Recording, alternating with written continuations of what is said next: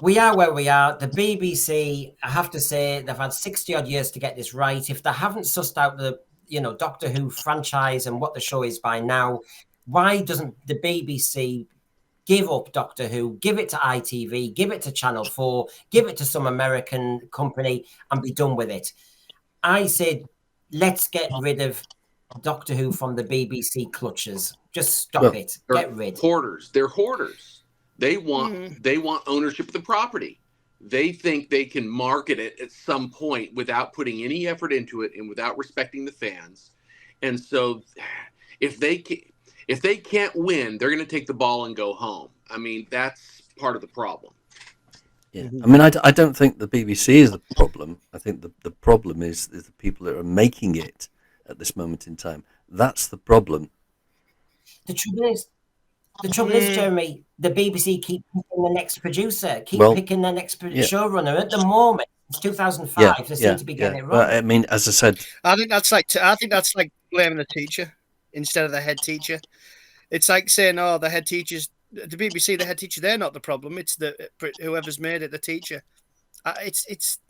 For me, it's they've appointed whoever the showrunner is. Yeah, but they're buggering it. At some point after season 2, someone's going to have to make a decision as to what. Well, Disney's going to have to make a decision as whether they carry on funding it, and then from that decision, the BBC executives are going to say, "Well, what do we do? Do we carry on funding it or not, or do we rest it, or do we find another platform out there to help us fund it, co-fund it?"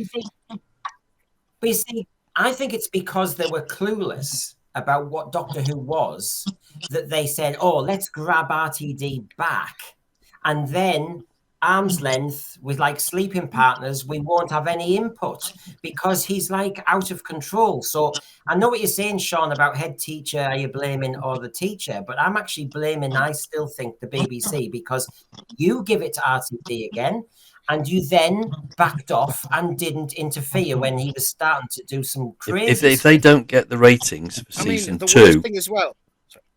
If they don't get this ratings for season 2, then they're not going to produce. They're not going to get Russell T Davies back for season 3. I'll tell you that. This is assuming. Well, assuming as well. It'd be better anywhere else. This is assuming it would be better anywhere else and not worse, because this is happening all over the place. Star Trek. Well, supposing they sell it to Disney.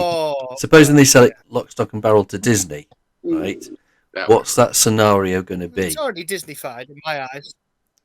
Well, I don't think they're daft enough to take it on.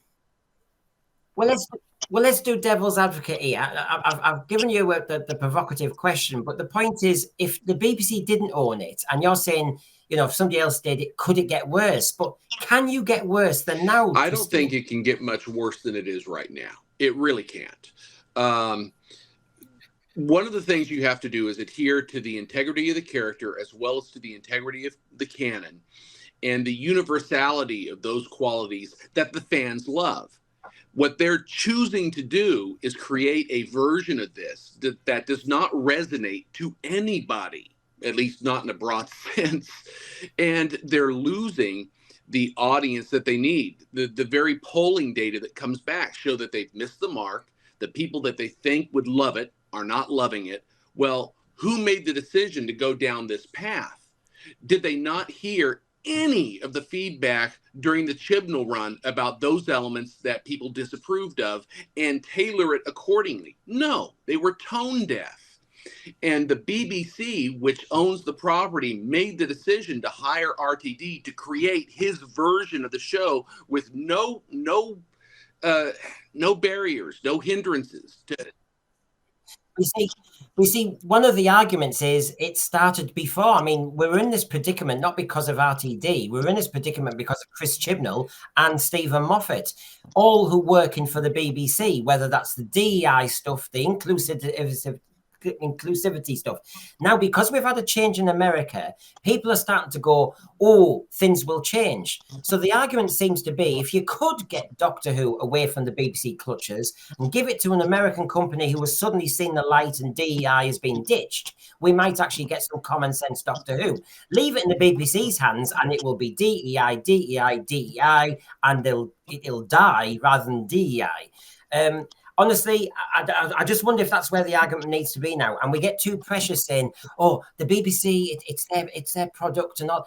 They are now faffing with it. I mean, I don't recognise Doctor Who now. So what is there left to deal with? Might as well give it to somebody else. Well, I'm no fan of the BBC. I mean, this is the thing. Like, I don't know who else is going to produce it straight away. But whoever does produce it, it's going to take at least another 2-3 years for a new season 3 to come back, if at all. Sean? They've damaged it irreparably, I think. Oh yeah. And for me, it's getting to the point where you think, I think this is less the horse was bolted. We're chasing the horse. We're like 5 miles down the road, knackered, on bloody stumps trying to catch the horse. Some of us have given up. Point, the horse is gone. Yeah, but some of us have given up chasing the horse. The only reason I'm chasing the horse is because I promised Brendan I'd chase the horse. Even after I chased it for season 1, I'm still chasing the horse. It's just too much. It's like, at this point, I do think we are, we're wheeling in the wind. I think we really it does people.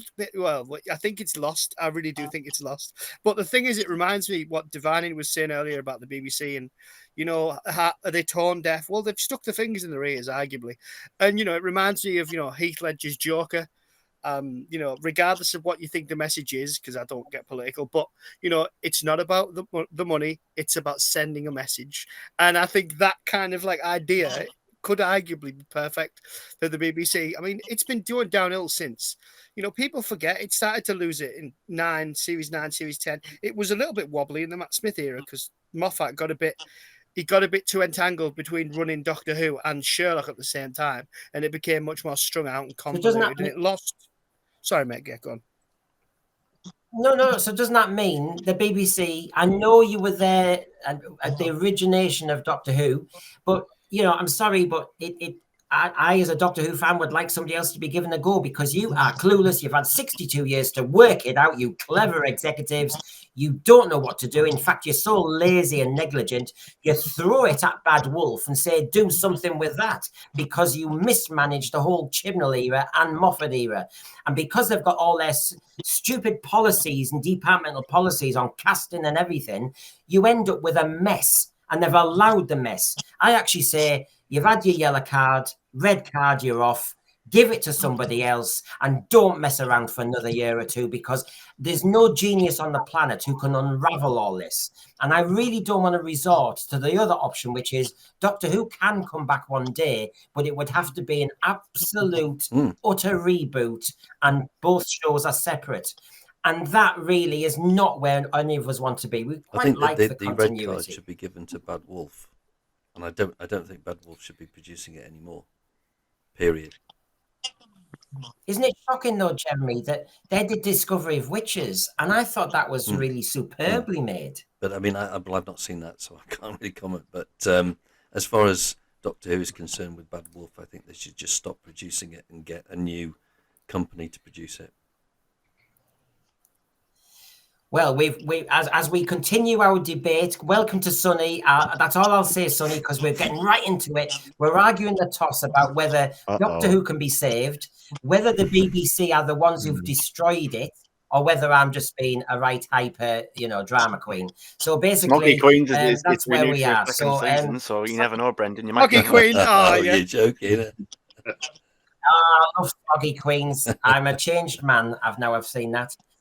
So, Sonny, am I being too dramatic? I do think the BBC's had 62 years to get Doctor Who right, and I don't think they have a clue what they've got on their hands. It's very interesting because they have fumbled the ball multiple times throughout history, right? So history repeats itself, and that's a lesson Doctor Who is supposed to be teaching us. So maybe they're teaching.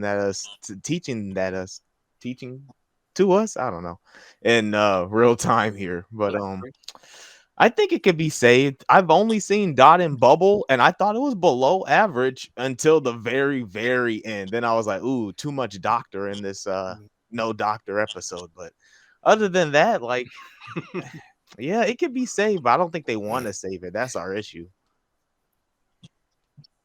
But do you think it's the BBC who can save it? There seem to be kind of using a football analogy. I hope you get it. There's a goal line there. There's no goalie in sight, and they kick it over the bar. They miss the goal, a bit like Diana Ross did in the 1994 World Cup opening ceremony. Their history is shown they're great... not good coaches. They don't know what they're doing. But yeah, it's people say, don't they, that, you know, oh, Doctor Who is dead, or it's not fixable. Yeah, it's in a bad place, but all it needs is someone different, like we say. Stop with this little boys' club of the same old tired fans who think their fan fiction is the best thing on God's green earth. You know, why not try something different? You know, Doctor Who is a British show at heart, but the writing team doesn't have to necessarily. I think the Doctor has to be British, or at least someone. Obviously, we talk about Ncuti being Rwandan born, but he's Rwandan Scottish. Either way, he grew up in the country. As long as it's a British actor leading the role, I'm not so bothered about the person behind the scenes writing it, as long as they sort of get the culture. Because again, it is a British show, but it's like I'm sort of going a bit off track a bit, but it's. Well, I just think. Sorry. Again, the BBC have had a cash cow. Well, not a cash cow, but they've had such a valuable product, and as we're sort of dissecting about it now, if they had a good show, and all it takes is a good writer, a new vision, a new strong choice. And now, I don't like saying this because I really don't actually agree with it, but I'm happy with the Black Doctor. But I think if we were to sort of restart again, that I would say to have a white, go back to basics, have another male, have another white male. Again, I don't like saying this. I quite like Chewie, some of him.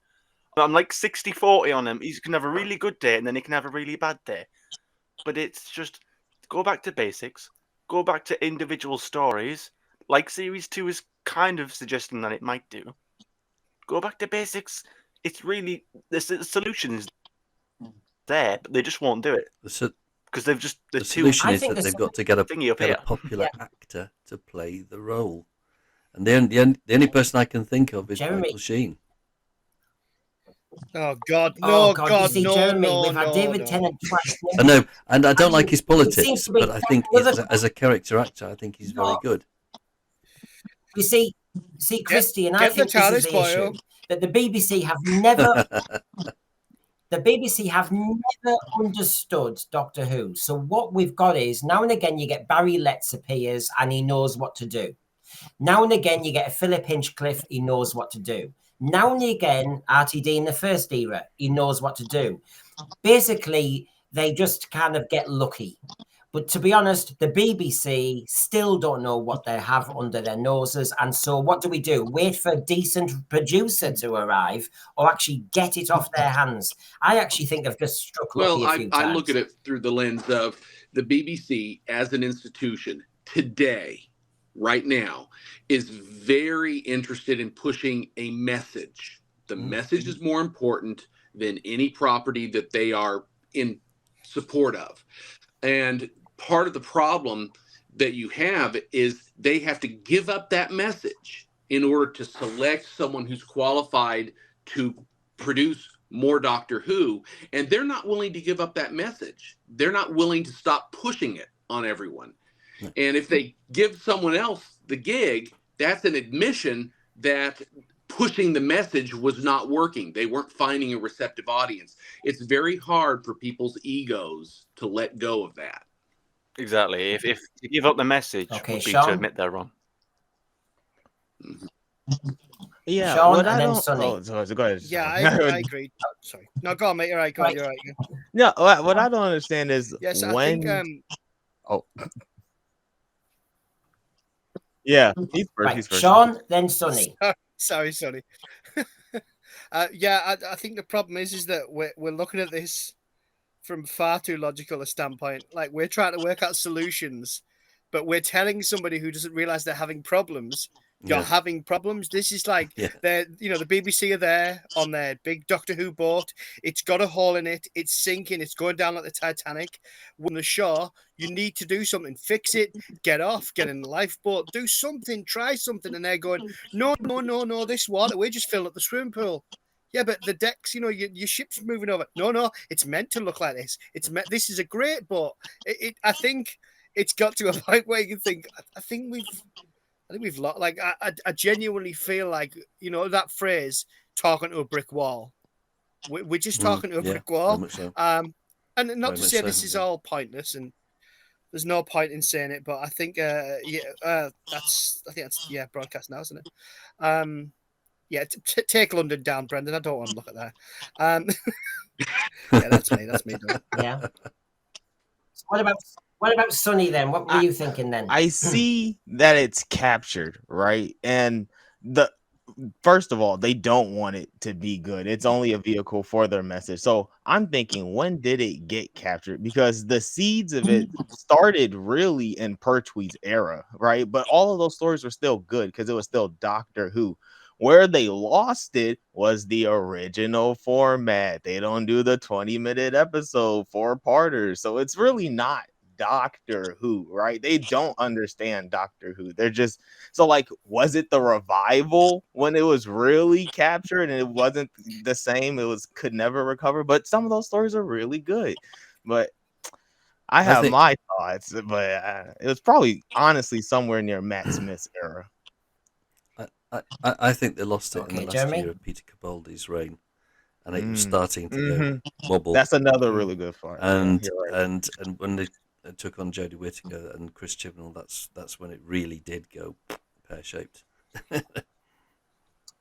Well, let me show you this as an example. I'll go big screen so you can see it. First of all, this is when they got RTD to come back. So the BBC made a pitch to RTD just to write a few specials, reteaming Tennant and Tate. But when he logged on to the initial Zoom meeting to discuss the anniversary with the BBC, he noticed there were more executives than he was expecting. Important, high-ranking executives. They sprung a trap on me, he says. We want to make Doctor Who bigger. We want to make it a streamer. We want to go worldwide. We want to have a bigger budget. And we want it to be up there with Stranger Things and Star Trek and the Marvel shows. We think it's good enough, and we believe in the show to know that what we have, we want the heft, the weight, and the swagger. And it just goes on and on and on like that. So to me, that tells me the BBC just 2 years ago didn't have a clue what to do with it, desperately pleaded, offered a deal he couldn't refuse to RTD. And that's why we're in the predicament we're in, because they want the money, they want the budget, they want the kudos. And then I have to say, I will say straight away, when they say they want Doctor Who to be like Stranger Things, you go, you're having a laugh. We want Doctor Who to be like Star Trek. Again, you're having a laugh. Doctor Who is so distinct, so unique. You're having a laugh. And when Cinnamon and others have said, surely the show's quintessentially British, what have the BBC just said? They want it like an American show, like an American franchise, like excuse me, the BBC have got this wrong. Well, the BBC were always going to go back to Russell T Davies. I mean, they weren't going to ask him just do 3 specials. You mean like the Daleks go back to Davros? I think so. Time? Yeah, because they thought, well, what can we do with this? Who's going to produce it? Well, that's Russell T Davies back. If Russell T Davies leaves, we assume they'll go back to Stephen Moffat and say, would you produce it? Would you do season 3? If Russell T Davies doesn't want to do it, and he'll probably say yes. And Stephen Moffat will say publicly, no, I'm not going to do it. But they might make him an offer to induce him to just do 1 season, I presume. So BBC, he's the hook. No, you don't own Doctor Who anymore. Anybody, any more takers on that? Sounds idea? like BBC is repeating history. I was thinking about what was it? The greatest show in the galaxy, the greatest mess in the galaxy. But they were saying that was an insert. Bellboy was an insert for I can't remember his name. I'm a fake fan, I guess. What was the original guy's name? You know, he wanted to leave, he couldn't. Oh God! I just Yeah, know that it was a mess, and I know that there was a parody on the fans, a parody on the BBC executives, the gods of Ragnarok, and basically it was very meta, and it was very let's have a joke on ourselves. And I have to say, you can carry that off sometimes, but it also breaks the fourth wall for some people. Just do a blooming good story, get us distracted and in escapist fiction. Don't do meta jokes about BBC right. executives. Don't do meta jokes about new fans. And I'm sorry, how dare the BBC take the mick out of fans? We're the ones who are giving you all our Right, but money, who was you the brats. showrunner at the time? Jonathan Taylor. JNT. Right, and he wanted John out. And Nathan I Taylor. was hearing, I was thinking about some people were saying that Bellboy was actually a self-insert for him, maybe because he wanted out, but he couldn't get out, and the circus is the BBC, right? And so like maybe RTD Yeah. kind of feels like that, and he's going through the motions and he's tanking the show a little bit on purpose, but maybe not. That's also maybe just headcanon, but like it looks like history is repeating itself. You can't deny that. Sean, I think I've said think this in it's my saloons. No, I'm joking. He's the toy maker. He's the great destroyer. He, as Sonny says, there's an argument to say if RTD can't have the toy because it's his great pension plan, he will destroy it and nobody else will get a chance to touch it. I have to say, you sometimes do wonder where the hell we're going with this. Because if I was a BBC executive who understands science fiction and Doctor Who, I'd say, we need to sack RTD. We're losing Disney. We're losing fans. We're losing the popular vote. We're losing ratings. He's the problem. Pull the hook now, Sean. I see. Right, I'm in two minds. So, Russell T Davies, he is an incredible writer. He's probably one of the best writers we've got. Bear with me, everybody. His first run of Doctor Who wasn't perfect. This new run of Doctor Who, because it's come after like Chibnall, the Flux. It's come after all this animosity and horrendous storylines and the Timeless Children. And I saw the Flux. I reviewed it. It was dreadful. And you think it can't get much worse. RTD comes back. I read The Writer's Tale, the book. If anyone's never read it, read it. And he's very insecure, or he comes across in this, but he's very insecure, sometimes quite last minute.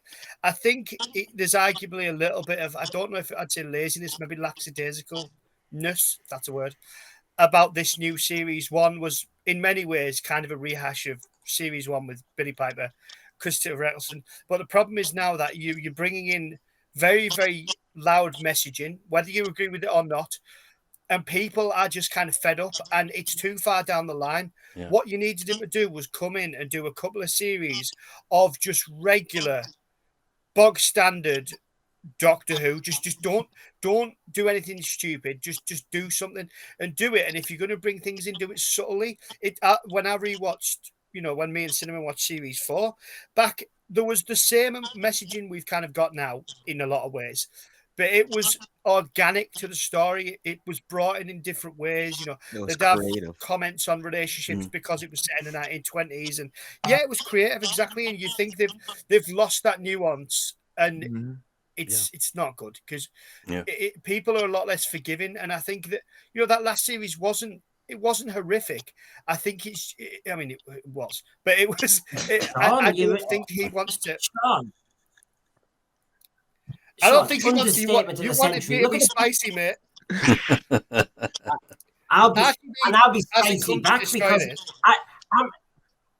I'm going to speak on behalf of all those in the thread now going, excuse me, Sean, look at the screen now. This is what our 15th Doctor dresses like. You don't understand the show, BBC. End of. You're killing it dead. The mainstream viewer is walking away. They'd rather watch YouTube. They'd rather watch us. They'd rather watch something else. This is crazy. This is the destruction of the Doctor. And when you see the front page, the front cover of the recent Doctor Who magazine, and he's got a kind of strange kilt on. I can see my dad's face, and Dad's always watched Doctor Who, going, I don't think I want to watch this. This is not clearly for me. It's not even about a man anymore. It seems to be about some other species. I think you've been. I will call it part yeah. of the LGBT blah blah blah. I think you've been unfair, But I Brendan, felt- because I saw that cover and I thought, damn it, must buy new drapes. So I'm joking. Wear what you want. Come on, like, you are right. It's lost its seriousness. It's lost its.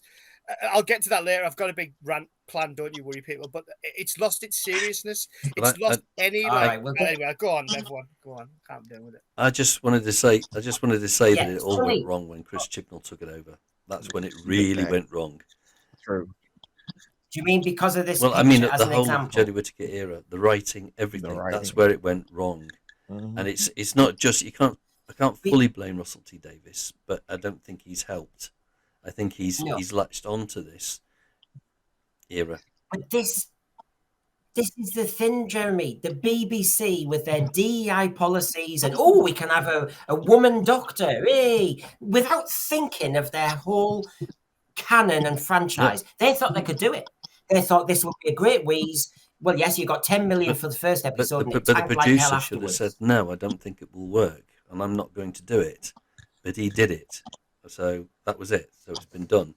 So the damage has been done, and I don't know who's going to rectify it, but they'll have to be very, very clever to do it.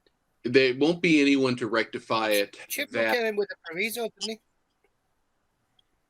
he? I was about to say, Keep there going, won't be Christian. anyone to rectify it because the problems are so ingrained to the linear timeline of the series as we know it. You now have appreciably 8 years of trash Who. And you've got to undo all of that if you want to maintain continuity. If you don't want to maintain continuity, you have to start fresh. Yeah. There's no way to salvage something that's already gone off the cliff and crashed on the rocks below. It's destroyed. Yeah. They'll have to give it a few years in the wilderness, and then someone will have to pick it up and see if they can reboot it completely. Okay, Cinnamon. Because of the 20th anniversary of New Who starting, a couple of days ago, I watched a Rabbi stream, and he did a sort of sort of look back of 20 years ago. I was 2.5, crazy, but yeah. I looked back at the 20 years ago, and he looked at some old interviews with Christopher Eccleston on the Jonathan Ross show, talking about the new season, and it's going back in time, and they showed some clips. Jonathan Ross on the Jonathan Ross show of that particular night. They showed it wasn't a trailer, but they showed like loads of clips, and it was just a fantastic. It wasn't a trailer, but it was just the way they presented those clips, and it's incredible. It's not even just because of nostalgia, because I haven't watched Rose for a good while, so I sat down and watched it, and it's better than I remember. It actually sort of, I was actually surprised how much I liked it. Now, I don't think Rose is the best story. It was his first. It was certainly done better ones, but it was always a decent start to introduce it to a new generation to the show. And it's like, it's not very often I go back and watch it, and it's better now than it was when I last watched it. Like, I know it's a good episode. I always knew that. I've always had a high opinion of it. But I've come away now thinking, it was better. And it's because it's got emotion in it. It's got real grittiness. It's got relatability, true relatability, not just, because, you look like me. Relatability on who you are. Well, well, let me come in there and be provocative again, but hopefully authentic as well, because we've reviewed season 1 and 2 in our Bigenerates last week, and also in our Detox. So, Sean, I noticed you wanted to come in. Sean, the issue here is when I look back at Rose, but then look at the Rose Tyler era. I was talking to somebody today who follows our channel, and they said they found Rose toxic. Now, she's been written by RTD. Rose was horrible to her boyfriend. She used her boyfriend. She diminished him. they talk about toxic masculinity. She is pretty loathsome with her boyfriend, picks him up when she wants something, then drops him again. And then she flirts with Captain Jack. And this is written by RTD, the progressive about this era. And of course, this is what he has done with the others to Doctor Who. He's diminished the male character. It's all about the female companion. Sean, I think our answer is it's RTD and BBC are complicit. I was brought up on I discovered Doctor Who with that first series, and I've rewatched it. I've just put an episode out about it, the first episode of Rose, and like Cinnamon said, it's incredible when you watch it back. You know, it's not perfect. The tone's a bit all over the place. The weedy bin and the pizza is a bit weird, but so it's not perfect. But I think it's a bit heavy-handed sometimes with the way Rose is with Mickey, to be honest. But I do kind of get where they're going with it. But I love that era. I can't say I didn't, but I could see its faults. I know it's not perfect, but it didn't insult my intelligence. It didn't make me want to turn it off. It didn't. I think the issues back then. I don't know. I think it's unfair in a way to compare RTD's first run with this new one, because he's not the same person, and that's not giving him an excuse. He's not the same person that he was 20 years ago. Yeah, no, but we're not a social services for RTD, and we're not a therapy session for him. The issue is this is supposed to be going global. This is supposed to be the big streamer. You could see what they wanted. So if you feel as though your showrunner's not doing it, get rid of him. Now, I would say the BBC is complicit for all the things I've said, but also because RTD has been given too much license to do different things. Okay, and I think that has to be answered for. You've also got that the brand of the male lead has been diminished, and they've been complicit in that too. But can I also say the role of showrunner, a very American role, not really understood over here, really. And what's happened is you've had an all-powerful being like RTD, Chibnall, or Moffat, but it's RTD's fault from Rose onwards with the 45-minute format. And I think that's the big mistake, as Sonny was saying, because I think it's missing the absolute unique selling point of Doctor Who, which is it's episodic and you have 3 or 4 killer cliffhangers. And as soon as you take that away, it's like Doctor Who light. It's a bit frothy. It's a bit superficial. Let's put more jokes in. And you've taken away its unique selling point. Christian? There's something enticing about thrills, and Classic Who provided a lot of thrills. There was high stakes. The stories were intense. If you were young, it could absolutely be terrifying. It was a wonderful thrill ride. Today, getting rid of the cliffhangers, going to a 45-minute episode format, inserting great volumes of humor to undercut the seriousness of a lot of the stories and a lot of the moments, as well as deconstructing characters that needed to remain intact, is a surefire way of killing it.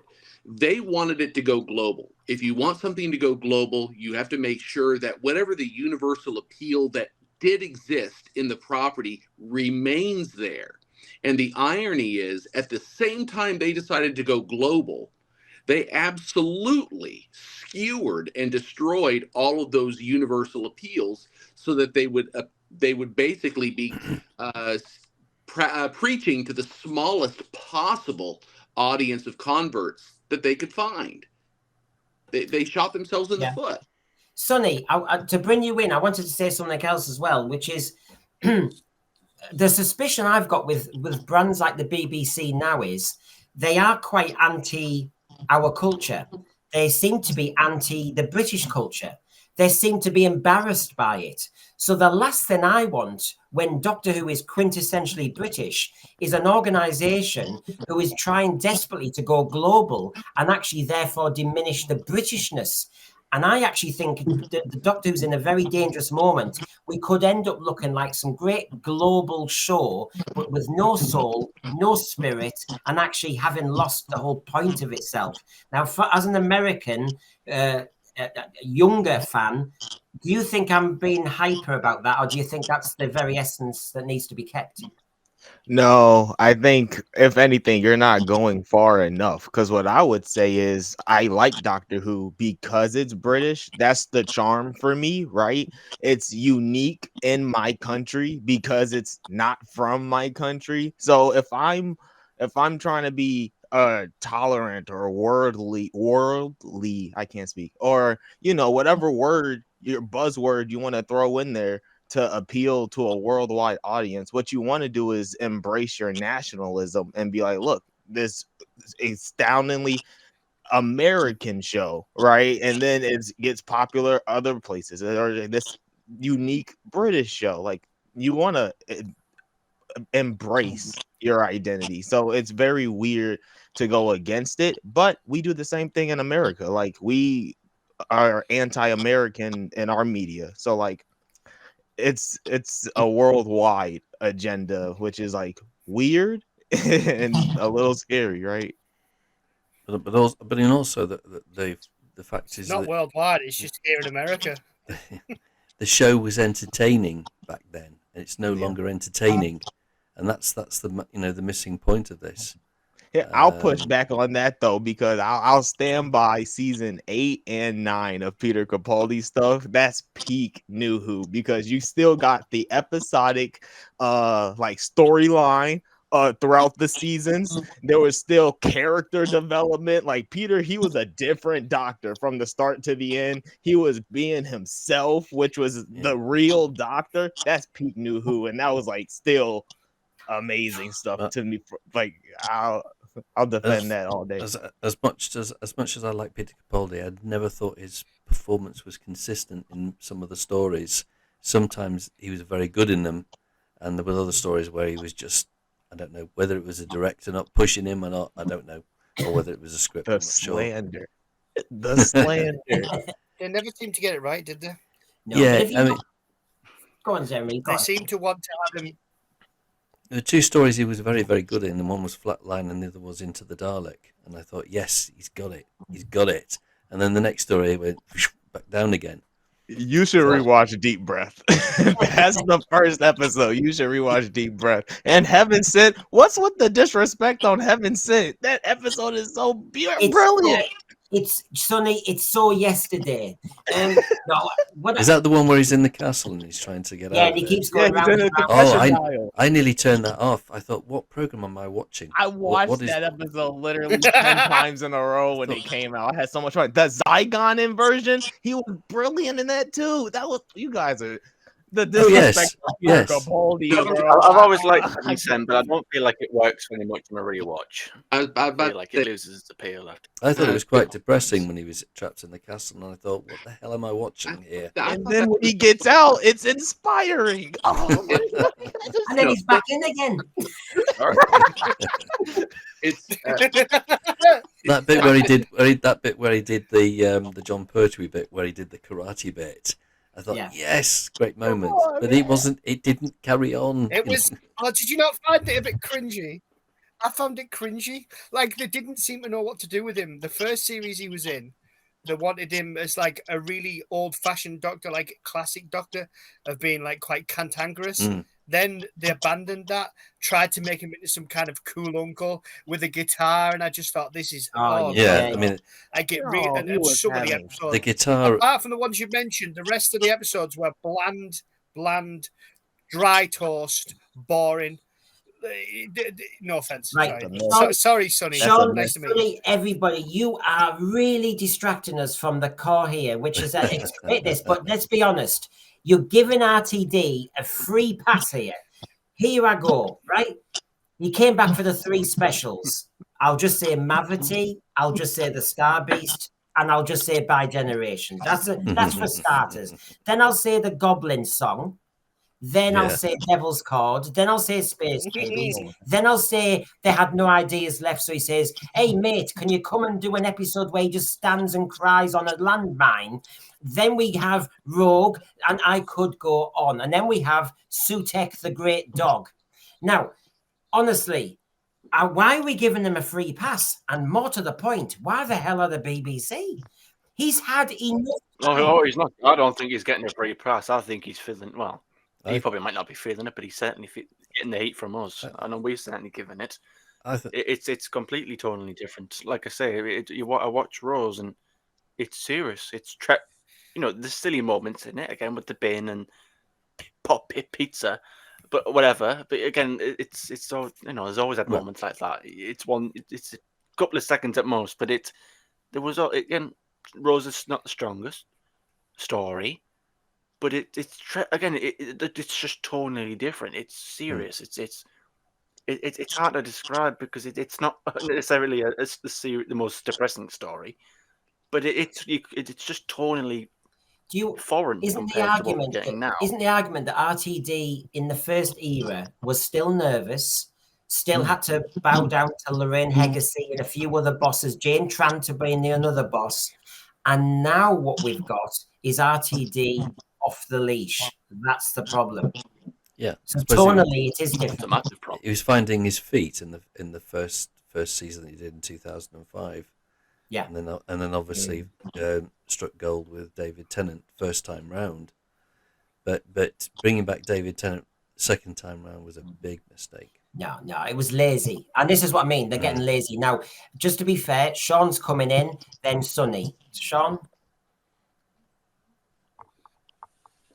Yeah, for me, I think it's all just a bit of a mess. I think this new kind of experimental way of going with Doctor Who, it was the wrong time to do it. Arguably, it never should have been done. But I think RTD's come back and it's just poor. It really is. I nearly said another word there, beginning with P, but it really is poor. And you just wonder like what they were thinking. I really hoped that he would come back and just give us, bog standard. But I think after the 60th anniversary non-specials, you realised I think the writing was on the wall, and you harken back to Chibnall. When you look back at Chibnall's era and go, you were somebody who didn't really know Doctor Who, doing your best, but you're just inept. That's not good, I don't know. I think too much control, like Brendan said, and I think you've had nobody over the top, no pressure to be like. I don't know why he didn't come back and realize he had to make this success. It had to work. You had to get as many people watching the show as you could, and they'll never have a chance as big as they did with Tennant coming back. And they blew it. And then I was hopeful for this series with Shooty because I'd seen him in the other show he was in on Netflix, and I thought maybe this kid's got something if they play it the right way. You could have had a flamboyant Doctor and have it be serious, and because Matt Smith's not always dark. I'm not saying he was flamboyant, but it could have worked. So let's see. But it's just been the biggest own goal. Go on, Sonny. Yeah, I'll tack this in reverse order. I heard three things. First off, Chibnall knows Doctor Who. We all saw him on that panel. They just run through hallways. And then they did. He struck gold with Eccleston too, not with David Tennant. It was he struck gold at the beginning. So put some respect on the Ninth Doctor. And then I will say all the news I hear from Doctor Who in America is just rumors of it getting canceled. Well, and half of them are fake. So that's our Doctor Who news. So I don't know if RTD is getting a pass. It's it don't sound good over here either. I think Russell T Davies is out. I think he's left the series. I was about to say to follow up on what Sonny has just shared. I don't think young people today even know what it is. I teach. Yeah, probably. As is my wont, I share some of my interests with my students. And I ask them, do you know what Doctor Who is? In all of my classes, about a third of them raise their hands and say they've heard of it. It was like a show that was popular once. And I asked all my students, do you watch it? And they said, no. I think someone said, hasn't it gotten really bad? I heard people say it got bad like everything else is bad. So if they're looking for an audience in America, if my students are an indication, they're not finding it. And I concur with that as a teacher. I can't say for the last 2 years, but when I was teaching, that had happened, that had already fed in. Now, the other thing is I want to say is, since I've been having a kick at the BBC, and I think a lot of people are having a kick at the BBC, you've got to defund the BBC now, which never happened before, but people are now saying get rid. The other thing is there a correlation between the demise of Doctor Who as an authoritative brand and the demise of Doctor Who? Because the timing seems the same, because suddenly, while the BBC doesn't know what it's all about and the BBC's having to watch its back, Doctor Who seems to have lost its mojo and lost its direction and starts experimenting. And every time we see experimentation in Doctor Who, bar one or two exceptions, we're going to hit the buffers and we're going to hit an iceberg. I just think we're hitting that moment when the BBC doesn't know what it is. And on top of that, the Doctor Who brand and the showrunner doesn't know what he should be doing. Mavity, by generation, Dear Doctor, song and dance routines, breaking the fourth wall. How far do we have to put up with this? I've almost forgotten the Timeless Children saga because of what he's done since he came back. And I will blame the BBC for sitting back, counting the pennies and not giving a toss.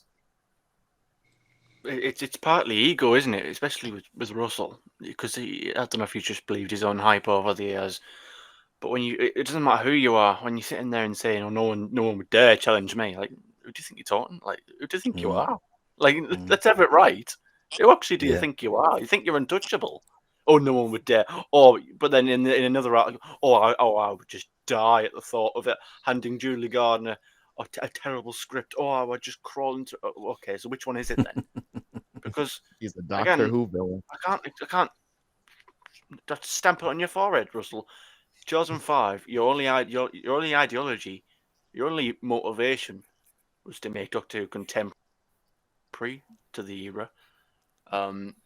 To modernize and not only bring it back, but to modernize it and have it fit with the new way that the television was consumed. So again, I don't. That's why I push back on the whole the episode 45-minute format, because that was no one years ago. I mean, people might prefer longer 4-part stories, because you can flesh it out. You have longer time.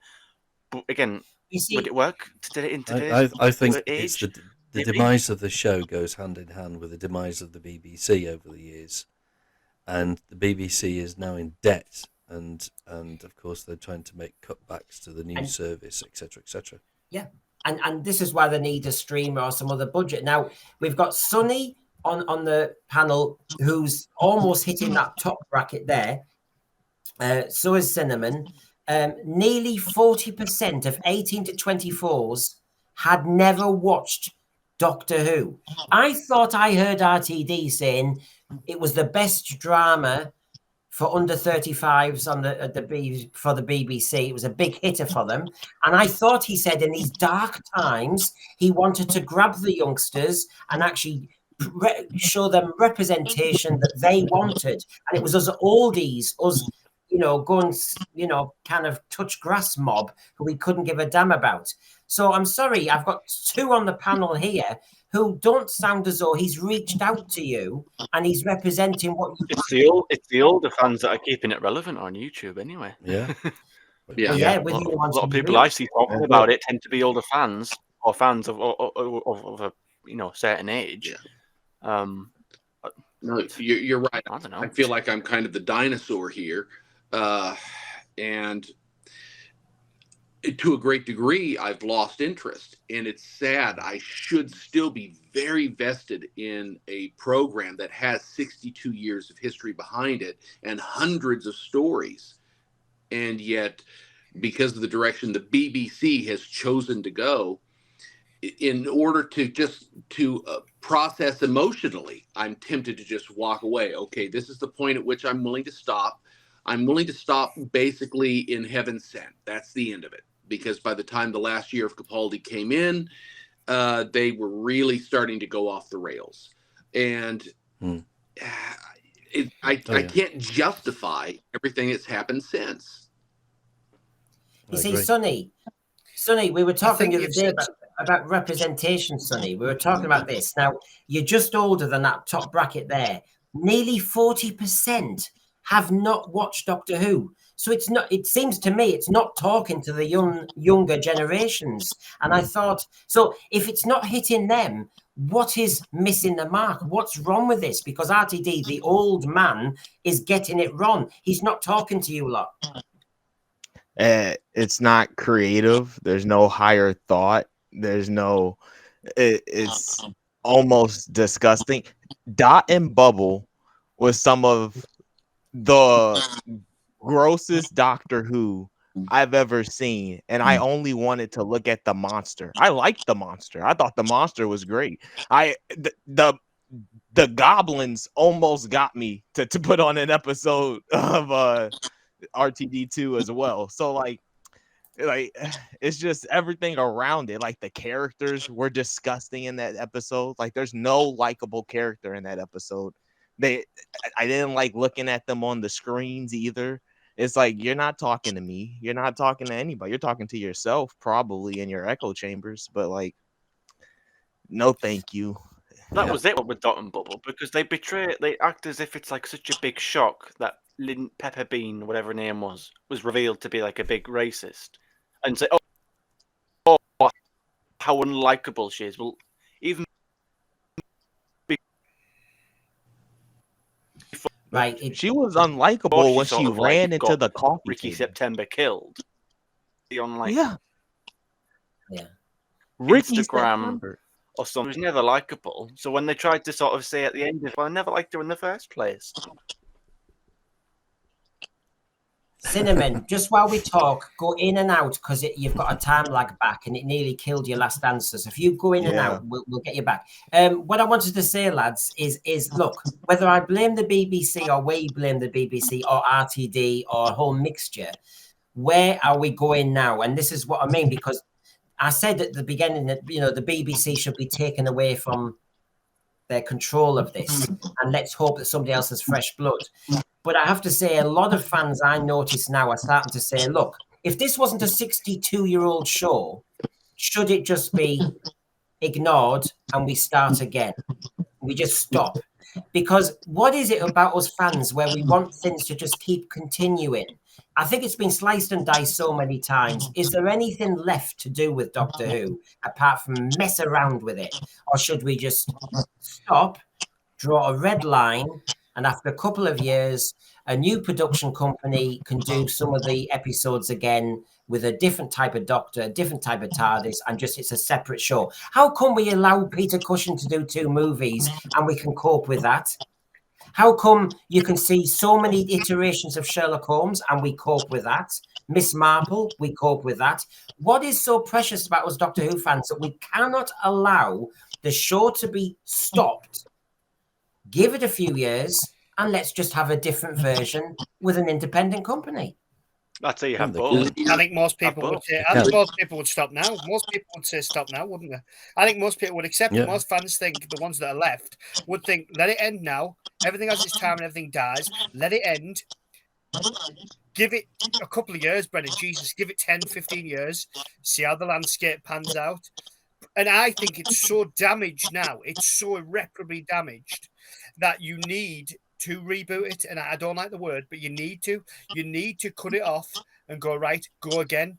It's that poisoned. You need to go under the well, go somewhere else and sort it out that way, because this isn't going to get fixed. It's not made by us. It's not made for people who. Let me just check Let me just check what you're saying, Sean. When you say reboot, are you saying a brand new version of Doctor Who from scratch? Yes, because I think it's so damaged. I think the majority of fans, if it came back and it was good enough, people would accept it. I think people would rather, arguably, I think all fans would think, I'd rather have something that starts from scratch, that's good, aka Casino Royale with Bond. I know it's a weird example, rather than continuing on, clinging to a tiny bit of chronology we've got left. I think it's better just to stop and go again, because if it's good, if it's brilliant, if it's anything like the return we had before, people would go, you know what, I'll put that aside. I'll put aside those reservations, because I tell you what, it's a damn sight lot better than what we're going to get than what we're going to get if this continues. It won't continue; it's dead. But we'll know, have the return of Doctor Who. Yeah, Doctor Who in about 5 years' time or something, or the new adventures of Doctor Who. Yeah, It'll be based in America with Disney. Well, yeah, Cinnamon. I think if we're being, I think it's just, I don't know. I can't get behind that whatsoever. Sorry, but I'd have to respectfully disagree. You can't just wipe away 60+ years just in a flash, just in the last couple. As bad as it, believe me, we've all been there. We've seen what's happened. Trust me. We can't. But we can't. Well, we can't wipe it. It's there. But, exactly. But as I said, the point. Whether we start again, waiting 10, however many years, and starting again, and even if you did start again and have a new first Doctor, Geordie's still around. That still exists. It can't, But that's what I mean. That's what I mean. If you killed it off, Cinnamon, and it's like you've preserved it in aspects, suddenly that era is then preserved. And then, come on, have you ever watched the Peter Cushing Dalek movies? Mm-hmm. Oh, yeah, but that's a separate argument, because those are movies that were made a couple of years into the show's lifetime. It's not quite the same. You can't. I can't see you wiping away. You're not wiping plus years of TV show. You're not wiping. It's all. You kind of wipe. Yeah, you wipe because you're saying it's discontinued. It's the same thing as the DCEU. That universe is no longer the main canon. To pursue this new version. And as bad as it's been, I still think, even if you want to subscribe to the theory that people are passing around now, that some people want to have a rest the show. Some people want to rest the show. Some people want to carry on. I'm indifferent, really. I would like it to carry on. I wouldn't want to have no Doctor Who. But I still believe this completely from fresh and wiping away your Big Finish. Again, it's just Doctor Who for Doctor Who's sake at that point. But this is also like, oh well, Doctor Who's still on. Now. This is new Doctor Who. Cinnamon, let me just push you a bit more on where you stand on this, and then we'll get everybody in. Cinnamon, I know you've been very polite and nice about this, and you're trying to be very hopeful, but you said in the last couple of years, the problem started almost 2008, 2009, if you really think about it. But the other thing I was going to say when you were saying that is, when I say cut your losses and just stop, I'm not saying wipe anything. I'm not saying get rid of Big Finish.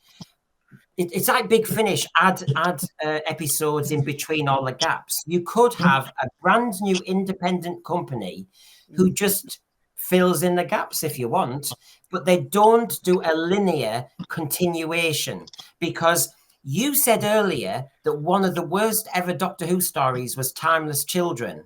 Now, I bet you, Cinnamon, if you think about it, it's been a lot worse since, because we let it carry on.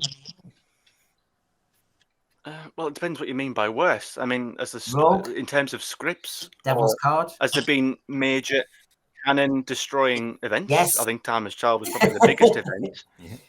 My generation. What about if I put it in? Generation isn't the same though. As idea as my generation was, and I mean, look back. If I actually forget that happened, you actually have to remember that whole special too. That whole. But I'm talking about lore. Timeless Children completely revamped the foundation of the show, and again, if you're going to sit there and say, park the show, continue on in a couple of years, start from fresh. Are you saying if you start? You say yes. You're insisting that it's not you would believe that it's not revamping the old show, but if you're starting afresh from the first Doctor and completely discontinuing the old continuity and like starting afresh, so you'd have a new Doctor. The old stuff, if you bear with me, you'd have a new Doctor, a new companion, a new TARDIS, new adventures, new Daleks. So you'd continue that way. How would you get around? If you can explain to me, would you continue on with the 17th Doctor, or would you start from the first Doctor? Because if you would start with, I can get away with this, and then I'll bring Jeremy in first, and then Christian. Right? I'll say it then quickly, Cinnamon, just answer this point, and then straight to Jeremy. I would start with the Doctor, no number, You just Not good enough. and you stop. We stop the linkage, and we stop the fairy dust Tinkerbell regenerations. Jeremy, over to you. It's great having this discussion now, but this is the sort of discussion that we should be having when the last episode of season 2 airs a few months afterwards, because then everybody's going to say, what are we going to do with this property, with this Doctor Who, the series, etc.? Because those are going to be the big questions. Because if Disney say, we're out, that's it, then the BBC are going to be pondering the question, do we carry on? Do we produce it, or do we just rest it, or what? So, but going back to Big Finish, picking up the point of Big Finish, what are they going to do? Are they going to carry on in the same way that Russell T Davies has been producing this show and go more woke, go more DEI, go more whatever? Seems they continue. Yeah, or are the BBC just going to cancel the license? Because I could see that happening as well, and that would stop them producing it. So producing Doctor Who. Okay, Christian, and then Sean. I was going to say that when you talk about putting it on hiatus and then bringing it back, if you bring it back, you've got a couple of options. The first option is to pick up right where you left off, and you're going to maintain the continuity by number and by canon. The problem is the most recent iterations of the show have been very poorly received and arguably have damaged the canon of the series. The other alternative is the reboot. You're starting with an unnamed Doctor. Let's say in 2030 or 2040, they start the show again. You've got a brand new Doctor, unnumbered, and it's a big hit. In fact, it's such a big hit, it becomes global. And for 3 years, it is just top of the pops. Everyone loves it. And they decide, you know what we're going to do? We're going to do a revisit with one of the new Who Doctors. And we're going to discover through dimensional time transference that there was actually another universe with this strange version of Doctor Who, totally disconnected from the version that exists at that point in time, but it becomes a way to backdoor link that continuity with the Doctor Who that we already are familiar with. Another possibility, of course, is maintaining entire separate continuity, and you never revisit it. But I would theorize that if it were successful when it came back, that there would be an incredible temptation for them to do one of those revisitation shows in order to link the series up. I mean, after all, when they did New Who in 2005, they were going to try initially to maintain some distance between the new version and the classic show. But that didn't last long, did it? Eventually, they could not resist the temptation of the callbacks to the original show. So I theorize that's what the direction it would go in at that point. Hypothetically. A bit like doomed from the start kind of thing. Yeah. Because that's what it sounds like, listening to what you're saying. So even if they did start, like Brendan suggesting, and they go how he might envision, give it, would that, it's like that, it's like, like a smoker, I need a drag, it's that temptation would just pull you in. And then it's like, well, you're right back to square one. I just think, and it's an interesting debate, actually. I really do like it. Because we're actually getting we're actually disagreeing for once, which is like, you never see that. Well, you do, but like, I'm a bit sick and tired of agreeing with Brendan, if I'm being honest. It's nice to find something to disagree about. Everything's the same. But I think you can have both. I think it's a good question. You have both. I think you can just have a few years and do what they did in 2005. And I think a little bit like, it is Christian, isn't it?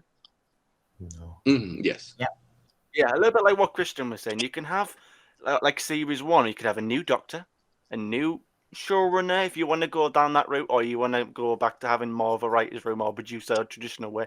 Either way, new person at the helm, new Doctor, new companion, new TARDIS, new ideas in like 5-10 years from now, just for hypothetical sake, and then start somewhat loosely, so it's still connected to the old universe, the old canon, and you can still continue with the 17th Doctor, whatever, what have you, but have it like it was in season 1, where you don't have too many references to the past, and it's still a jumping on board for new people, and slowly but surely integrate the past, but not fling it all at you at once. That's the problem with the 60th. The 60th is supposed to be a jumping on point for people, and it's too lore heavy. But yeah, go on, Sean. Yeah, Gonna burst. Sean. Yeah, we're going to regret this because Sean's going to burst. Here we go. Oh dear. So it depends. So this whole argument, this whole debate, which I love, by the way, it hinges on where you think the show is. Now, this show isn't creatively exhausted. This show is been knackered by successive showrunners who've shoved in their own ideas to a point where the show is unrecognizable. So continuing on for continuing on's sake, just to present, it makes no sense in my eyes.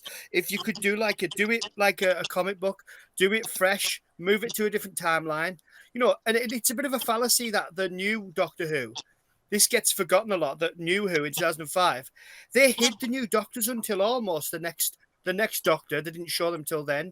And Russell T Davies admitted that they were that frightened, like they didn't know whether the show was going to work, so they kind of hid them away.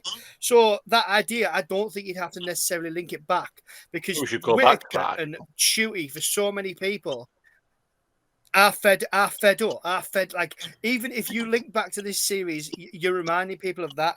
And for me, I think what we're talking about here is we want this show to continue in a way where we've got the old Doctor back, or we've got this brilliant man, this brilliant alien man who, he goes out there in space, he explores, he teaches people, he makes us think about things. This is what we want.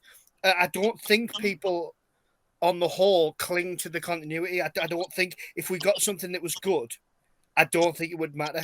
I think this part of Doctor Who, the worst thing that could happen is for it to continue on. I think it depends. Like how they say superhero fatigue. It's not that we're sick of superheroes. We're just sick of superhero films done badly, and we're sick of Doctor Who done badly. I'm sure we can all agree on that. I'll bring in Sonny here, because what I'll say is, look, when you look at any brand that goes on too long, it starts to eat itself. And I think if we look at the William Hartnell years, apart from the Daleks, really, they had to come up with new material. They weren't playing around with their own canon. They weren't playing around with their own lore, because they were having to pioneer stories. And I have to say, if you really want your Doctor Who, surely you go back to new monsters, new enemies, new villains, no Rani, no Master, no Daleks, no Cybermen. You prove yourself as a showrunner. You prove yourself as a science fiction writer, and you don't rely on any of it. And if Doctor Who doesn't survive, therefore Doctor Who as a brand was not successful. Sonny. No, there was so much truth in there, because restriction breeds creativity. So like all the best Doctor Who came from times where they're like, we didn't have a budget. Oh, the explosion was too much. Oh, this and that. Like, oh, somebody got hurt. Like, the constant, like, those are the stories, right?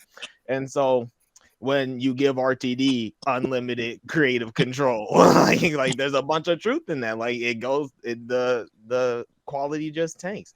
And it's so interesting because in America, our thing is the comic book, right? That's our like American piece of like media of infinite stories that could even compare to the amount of stories Doctor Who has. And we have the same problems you guys are talking about.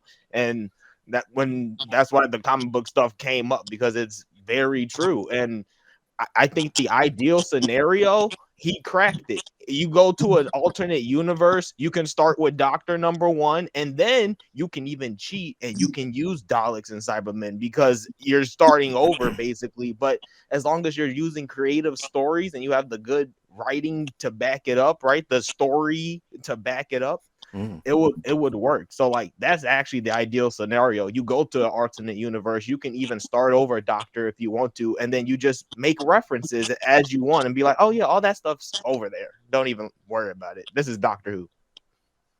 The way I could get behind that, I could get behind the that. brand It for would the try comic and meet in stuff. the middle. I don't know if many of you are gamers, but there's a certain franchise that had its continuity for multiple installments, and then like after like 9 installments, which is like from like the 90s to then sort of the later 2000s, it'd been on and on and on. It'd been a good few years.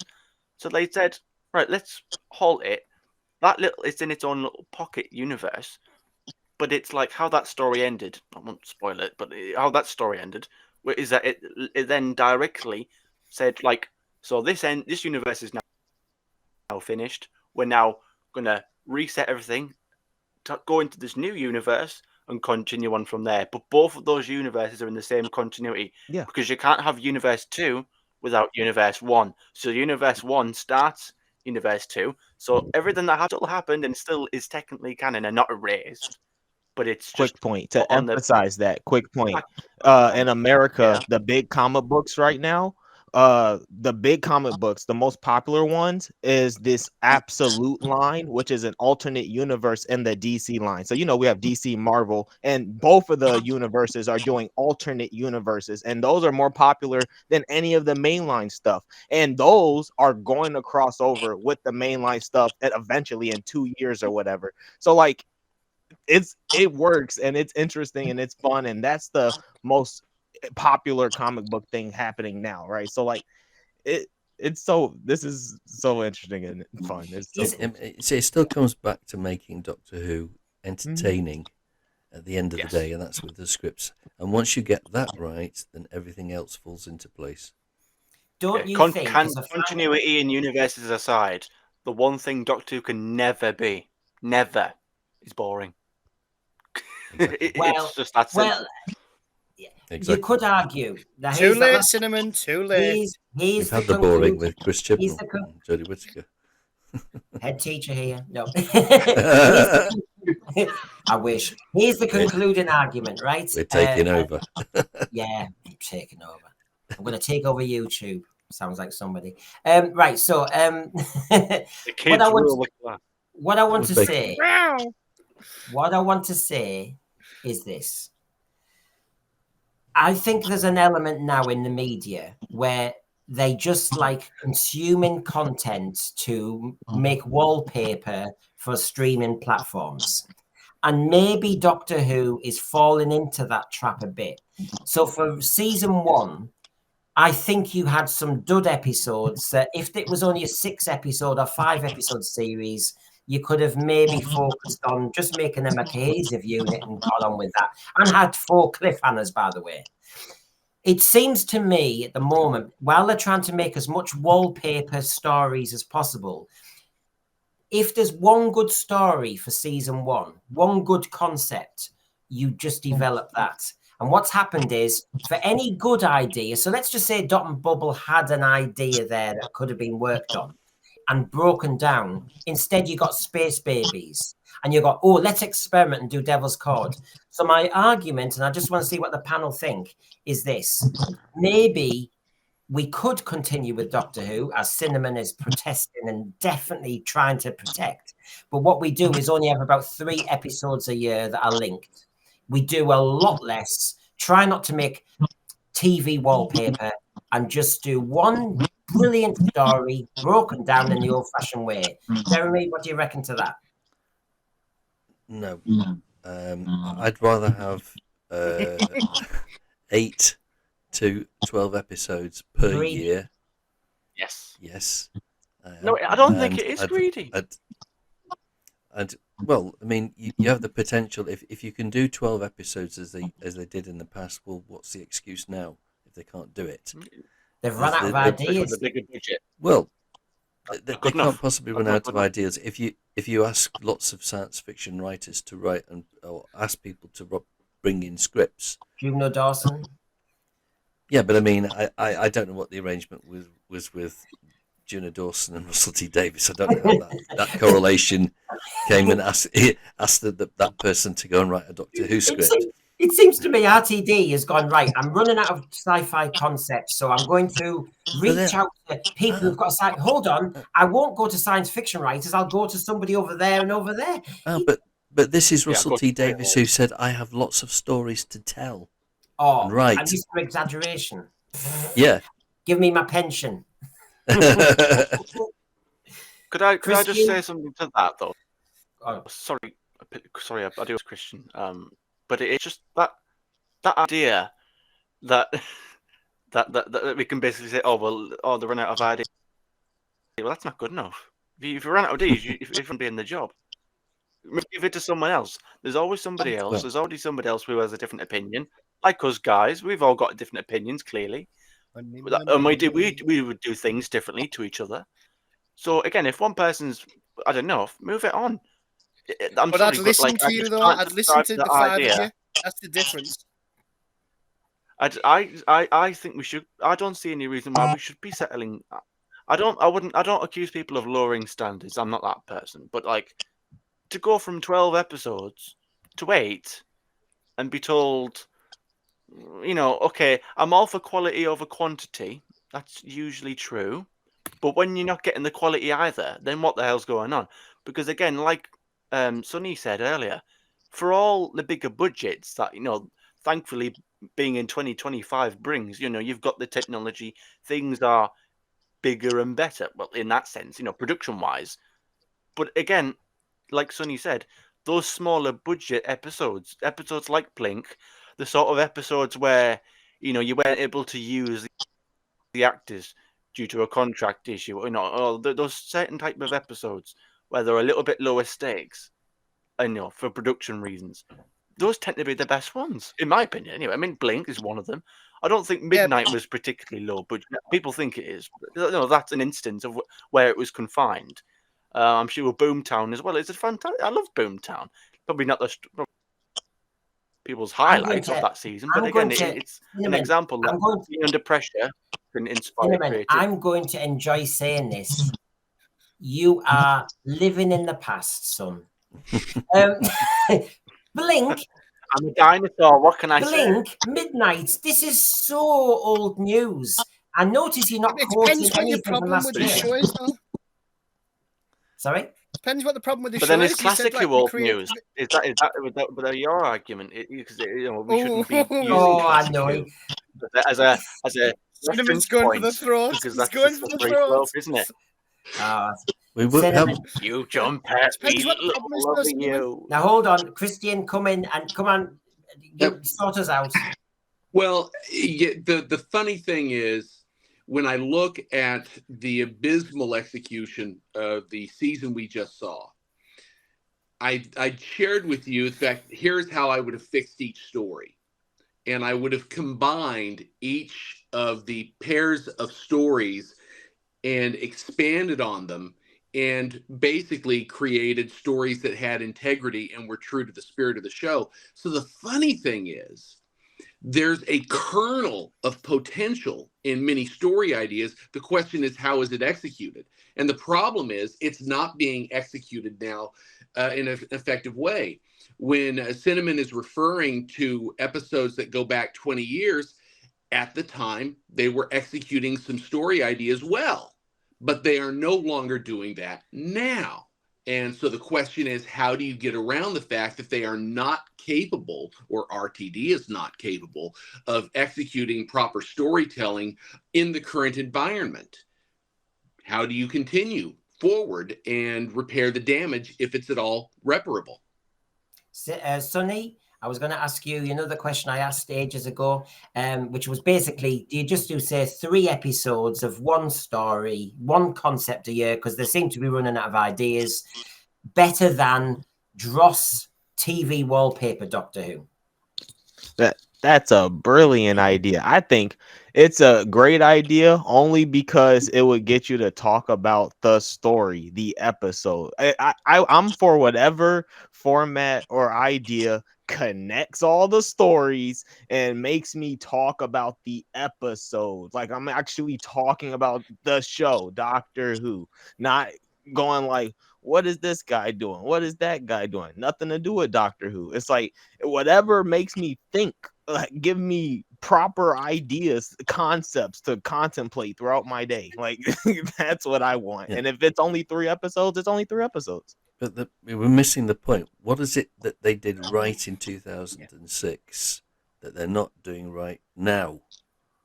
And that's what they've got to look at. When How much time have you got, Jeremy? David Tennant was playing it, right? There were 12 episodes per year, and everybody loved it, right? So what is the issue? What's the problem? Why our viewers are not connecting? I agree. There was a story back then. But I also stories were the it's the time acting as war. well, It though. was It's the acting as well, though, isn't it?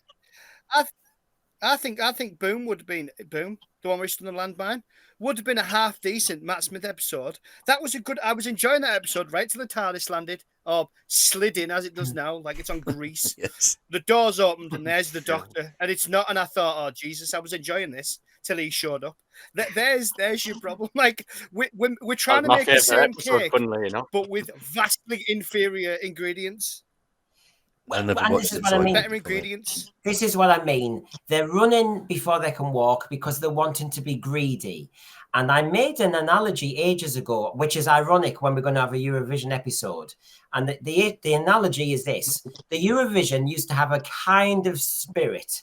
It had an essence of, whether you thought it was dross or not. It was niche, but it was trying to be worthy, and it got on with it. Now it's gone global and it's gone commercial. It's lost its soul. And to be honest, it's highly political. And I say Doctor Who's done the very same thing. It's lost its soul. It's gone commercial. It's gone global. And it's now doesn't mean anything to anybody. And it's very political. I would argue that's it. It's not what it was. I think as soon as Doctor Who became a global brand, became popular with the popular kids, that's when we lost our program. So actually the seeds of the problem were in 2006 and 7 and 8, because we were the kids, remember, the outsiders, the ones who saw Doctor Who and nobody ever bloody talked about it. Now everybody, well, not now, but in 2006, 7 and 8, everybody was talking about Doctor Who. They captured it then, because they thought, oh, we can do something with this. Nobody wanted to do anything with Doctor Who in the 1970s. Nobody wanted to do anything with Doctor Who in the 1980s. Since it's been captured, the problems have happened. And may I just suggest that when people are saying, can we go back to 2006? The detoxers on Friday were talking about season 2 with Tennant. You go and look at them. Are you really saying, you can't say Fear Her is the only failure? Love and Monsters, there's 2 out of a season of 12 or 13. 2 were duds. Oh, hold on, there's a third dud, New Earth. How many actually? For a season of 12 or 13, it wasn't that good, Only 1979 when but again, even Tom Baker's season, there were a few duds in that. Hold on, Jeremy.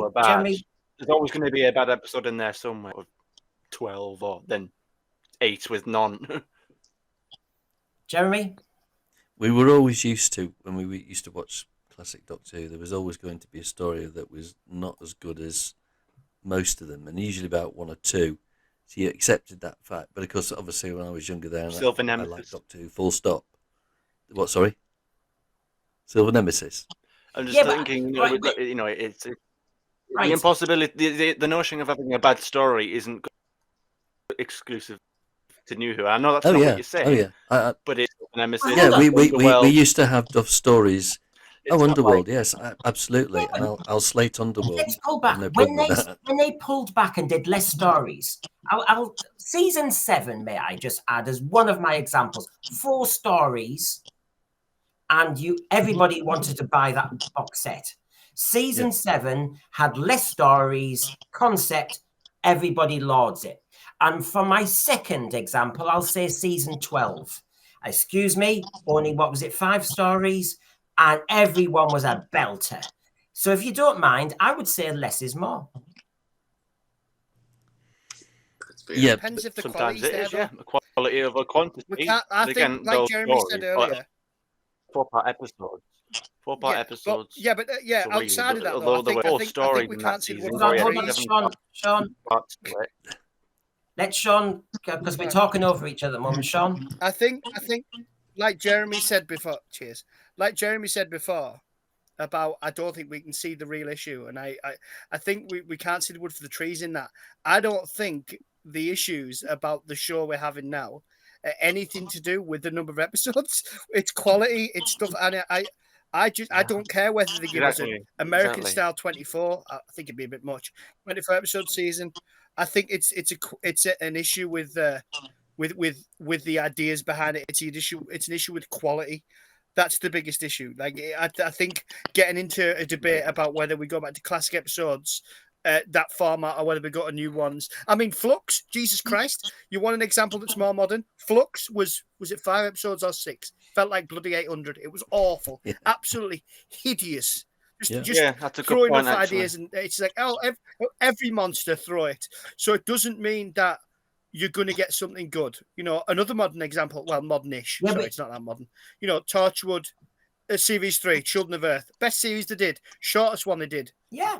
Stuff like that. So I get what you're saying, but I think that's a bit clear. It's not as clear-cut as that, but it's never going to be, is it? Well, it always will be with me. Right, we want quality. We want quality, but when you get quality, you then get the quantity. I think, as usual, Doctor Who fans want their cake and eat it. Here we go. Absolutely. I'm gonna go around the panel. Final concise word on anything we've said tonight, where you just wrap it up. But concise, please, Christian. BBC is not capable of running this show. It needs to move on, whether it goes on hiatus, whether it's canceled, whether it's rebooted. The BBC cannot be in any way, shape, or form in control of it if it's going to be successful. Okay, Sonny? I believe the BBC do not want it to be successful. They are a captured corporation as far as I can tell, and I will forever be a champion for the 20-minute format because it's easier to get that quality with that, and that's the identity of Doctor Who. It's the uniqueness. Okay, Jeremy?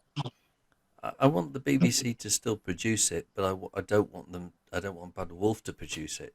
I don't want Bad Wolf to make it. I think they've done their bit and they're out as far as I'm concerned.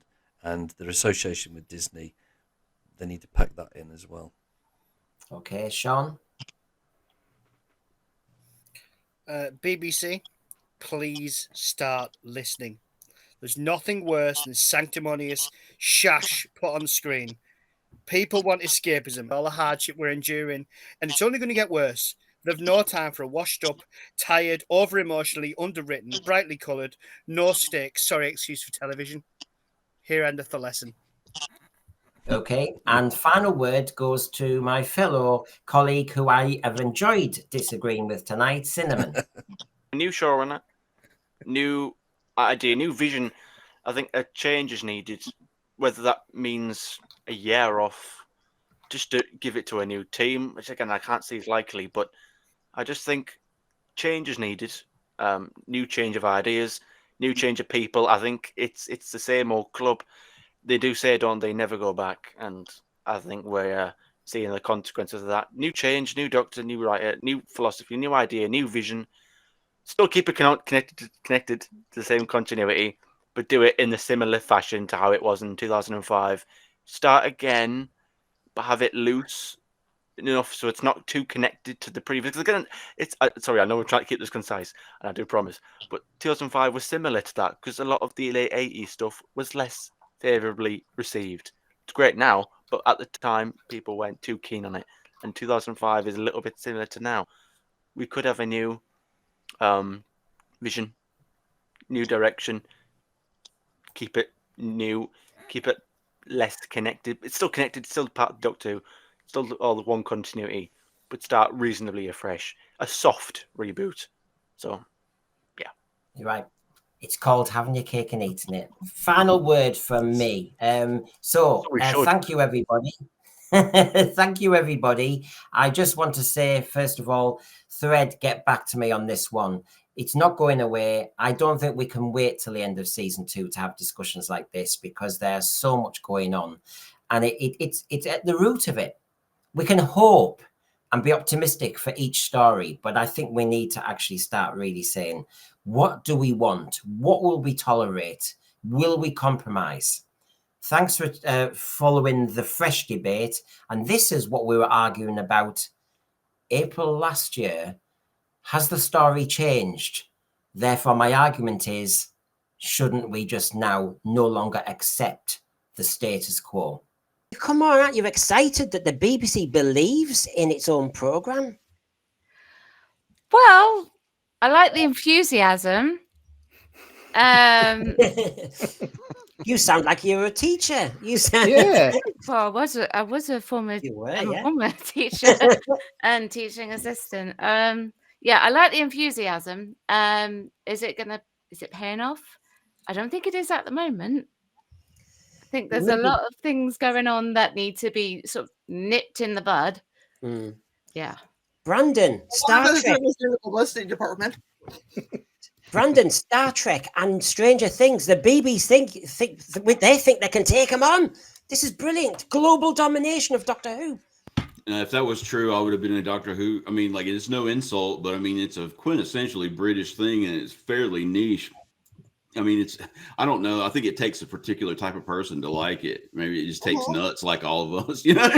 But I think they picked the wrong thing. Now, don't get me wrong. Is there a potential scenario in the multiverse where Doctor Who could become a bigger worldwide hit than it's ever been? Yes, but not like this. That's just the opposite. You're going to drive it all the way back to England and then smaller and smaller because there's no audience left. That would have been called the Eighth Doctor Adventures. Yeah. They had their chance in the Matt Smith era, and ever since and blew that was okay. Ever Disney came on in the Matt Smith era and the 50s lead up, that was the era for it to be the big wide smash, and they didn't take it in that direction. That's when I started watching. And you know, we don't like Doctor Who because it's popular. It's kind of cool that we like something that's a little bit different, and it's not like Star Wars or Star Trek. I don't like Star Wars or Star Trek. I don't watch Stranger Things. I watch Doctor Who. Yeah, and can I just say something before, obviously, coming in? I've said this a while now, and when Verity Lambert and Sidney Newman started this whole process off, Verity Lambert, Delia Derbyshire, Boris Hussein, they pioneered ways of making Doctor Who and TV in the early 60s, the music and everything. They pioneered it. They were copying nobody.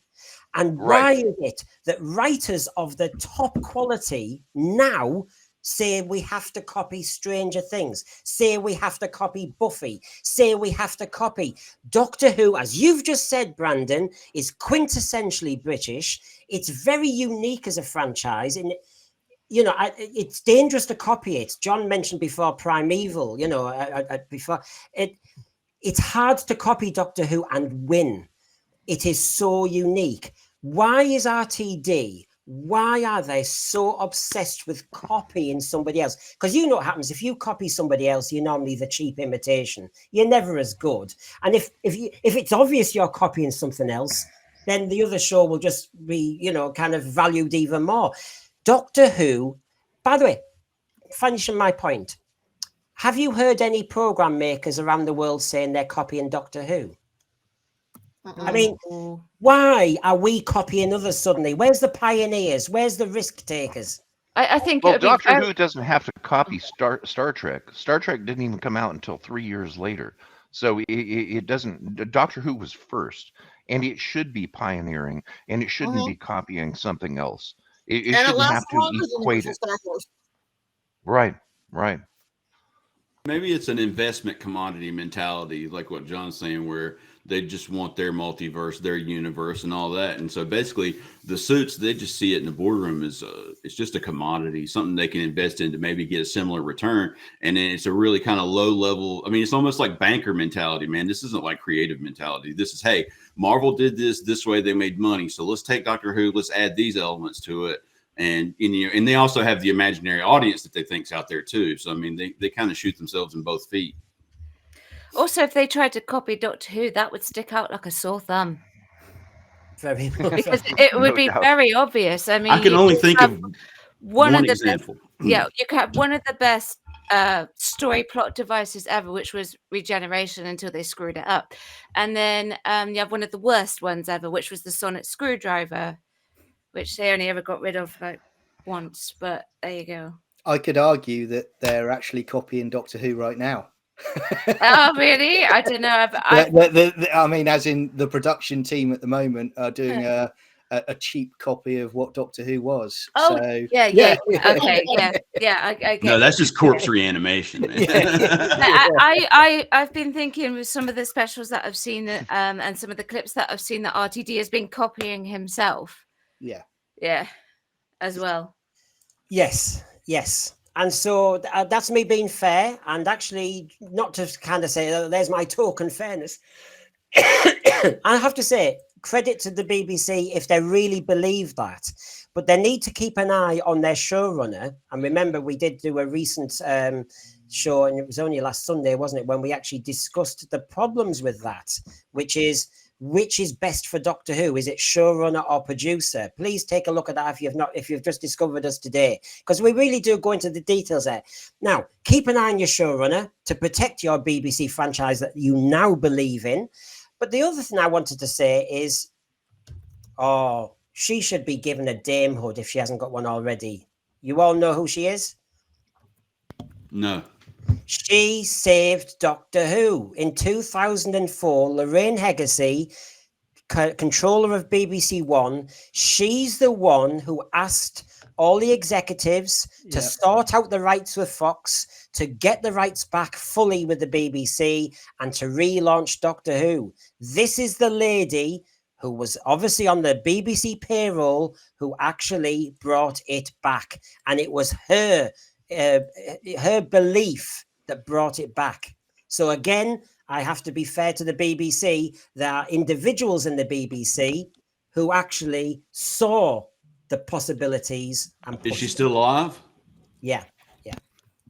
And sadly, I think they're repeating history now with their deal with Disney that they did with Fox. I think it's going to take them a few years when they decide to get everything back, regardless of what rumors you hear.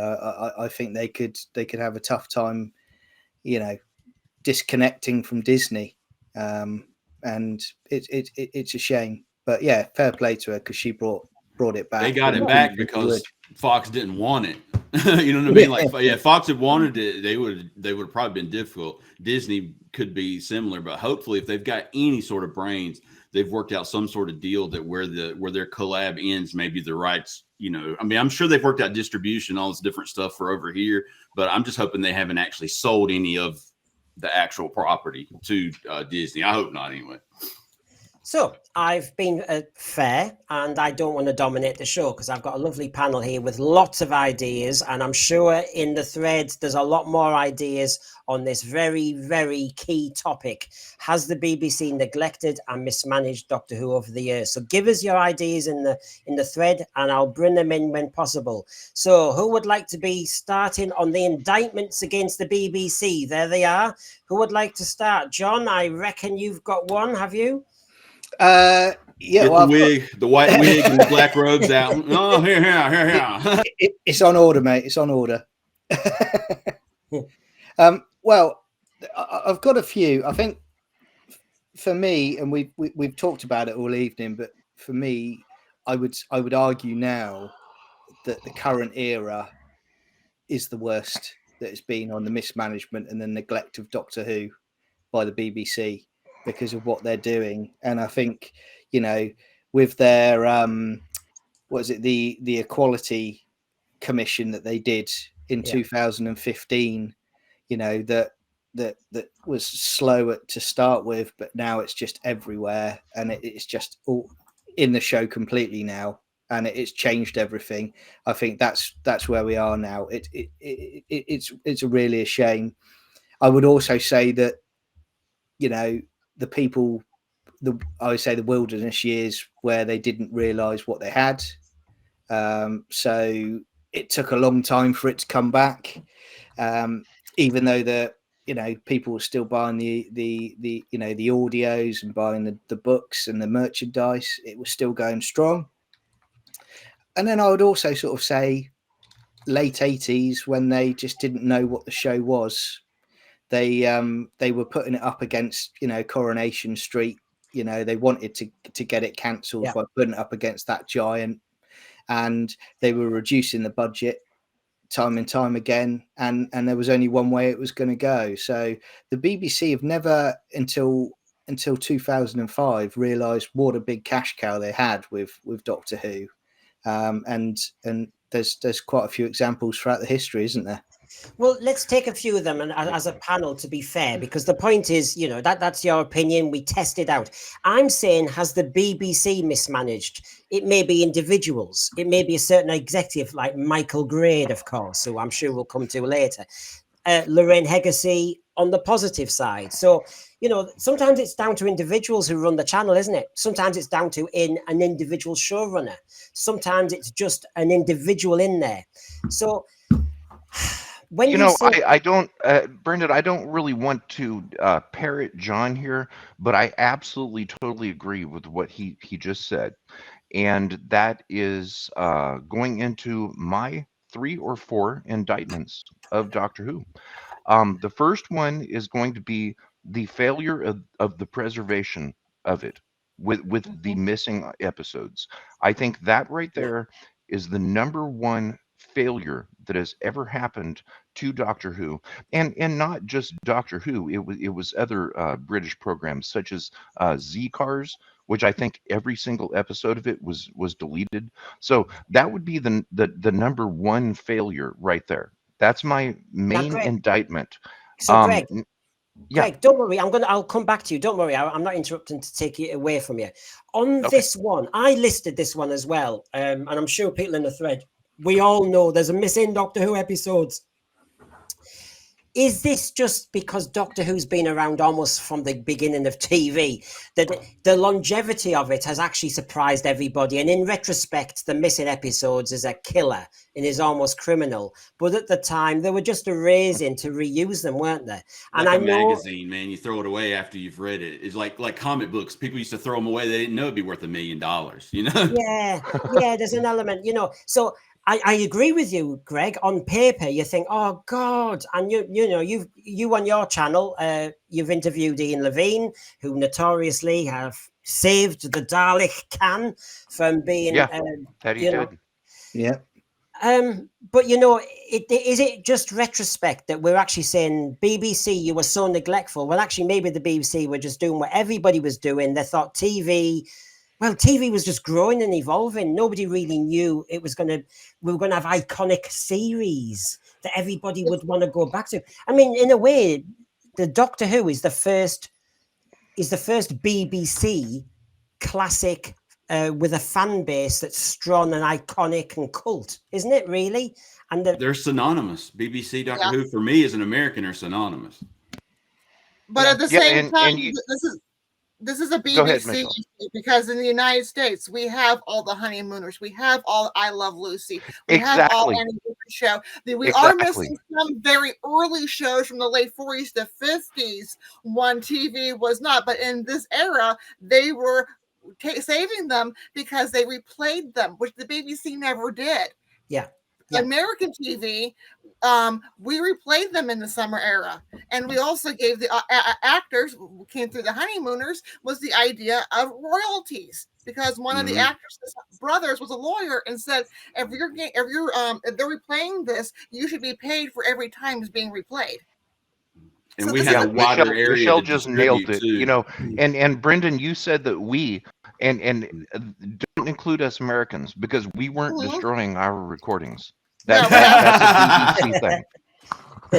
Oh, you had to go low, didn't you? You had to go low. And is a decade older than Doctor Who. And there you have it. That's why we have 3 Americans on and 3 Brits. It'll be a panel of 3 in a minute. So, but the truth is, maybe the BBC were victim of being a public service broadcaster. And actually, there was a rule that they couldn't show many repeats anyway in early years, believe it or not. Yes.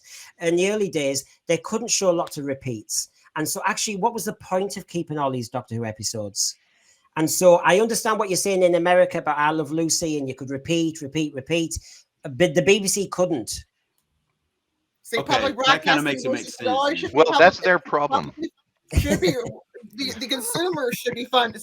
The consumers should be funding you're broadcasting, not a state-run entity, and that's the American. Right. And how can a consumer actually fund something if they're not even allowed to buy it? You know, take us in America here, for example, with the Doctor Who Unleashed. It's only on iPlayer. So we have to do something illegal or be a hacker and use a VPN to be able to watch this. Why can't we just buy it? If we can't buy it, that's a problem. I mean, I thought you were going to, Greg, you might as well. You've interviewed him. Ian Levine, the Daleks there. He has skin in the game. He's also been trying to kind of bring back the Daleks master plan, hasn't he? Yeah, he's doing a great job at it. You know, this guy right here, I've been watching him for over 20 years on social media, and he has some people that, if no one's noticed, that don't really care for him. And it's because of the way he communicates. He's very extremely blunt, and he gets right to the point. And for me, that is totally perfectly fine. But the thing with Ian is that he is a collector and he's a completionist, and he has a lifelong anger about the fact that BBC deleted so many of these episodes. He's over 70 years old now, and he wants Doctor Who to be complete, and that's what he's trying to do. And I get it. You know, I respect the guy. I'm glad that I got to be friends with him.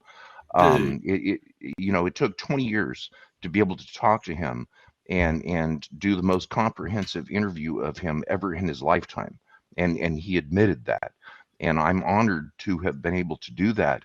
But the bottom line is, what people need to realize about him is that he is a completionist, and he's angry about the fact that BBC deleted all of these episodes, and he saved a lot of them for us. So people need to be grateful to him. He needs to be treated with respect. Oh, definitely. Yeah. I mean, he took like something like OCD or autism and weaponized it and made it like to all our benefit. Hey, last thing on him, I just wanted to say, Ian Levine is the only person I think known, period. He from 1935 to 2004, he had every DC comic they put out. Period, bro. Yep. And that's a ton. And he's English. You guys couldn't even find that stuff. So I mean, like, he's somebody go look up. You need to go watch that interview when this is over. Go watch it on Greg's channel, man. He's a real interesting guy. I didn't know a lot about him until Greg's interview, and I started looking him up and stuff. So interesting cat. Yeah. Well, yeah, he's cool. And as I know, Michelle, you loved it, that picture. I mean, I do. I just love the way he's cuddling her, because it would change our idea of how we view the first Doctor if we had that episode too. And that's the kind of neglect. It's easy for me to say, I suppose, but the BBC, there's 90 odd episodes missing, and the Marco Polo, Daleks Master Plan are some of those that we really are desperately wishing we could find. And look at these sumptuous pictures. Mm-hmm. And is all of Marco Polo missing? Every episode of the serial? Yeah. Okay. Yeah, it's gone. It's never going to be seen again. And for those who are, watching this, my comment in the private chat was, I just love the way the first Doctor is cuddling Susan with his arms around her like a grandfather. And again, we get this idea, and also it's through the David Bradley portrayal of the first Doctor being this very cold and aloof character, because we see it in the first episodes, but we're missing Marco Polo, and we're missing how he's sitting there and she's leaning back cuddling with him. That completely changes how we view his personality. Interesting. I mean, I can't. With Ian Levine, I cannot understand how people are criticizing him at the moment for trying to create missing episodes. Essentially, nobody respects their elders anymore, Johnny. Yeah, I mean, honestly, he has opinions on certain things that are now taboo. So again, you don't agree with the mob 100%, you then become the victim of the mob. Look what happened to Georgia Tennant. She didn't 100% agree that certain groups certain groups gasp have a right to live, and she got chased off of Twitter by her followers. So while I'm noting down everybody in the thread before we go to another item, it's up to the panel what they pick as their examples. But basically, we've got indictment charges against the BBC on this one. And yes, we will come to the news later, reminding you of that. But mismanagement of Doctor Who and neglect of Doctor Who over the 60 years. You've heard an example the missing episodes. We're not going to get them back. The missing episodes. For good or bad, mistake or not. Rachel. Can I just add to the missing episodes thing, please? Yeah, I'm surprised that the BBC haven't at least tried to dig out the script or find the script from, all the children that recorded it when they were younger, and got the willing actor of David Bradley to actually come in with other actors and reshoot it. Oh, that's kind of interesting. That's outside That can the be box. done.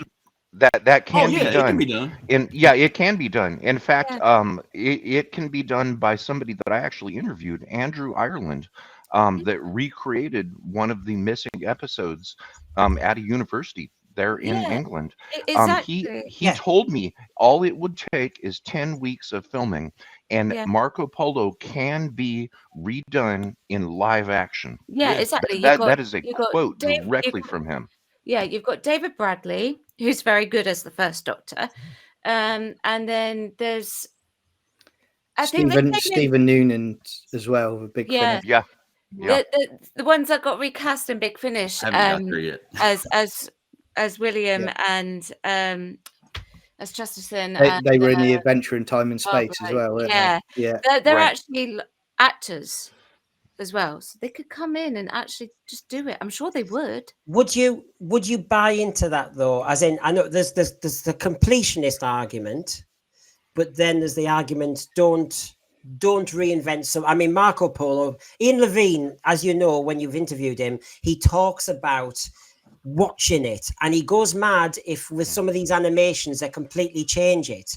He wants it as it was, and so I agree that you could try and reconstruct it a bit like the Mission to the Unknown with that university did it, and I loved that one. Yes, but I think some fans also say that's sacrilege. You cannot do that.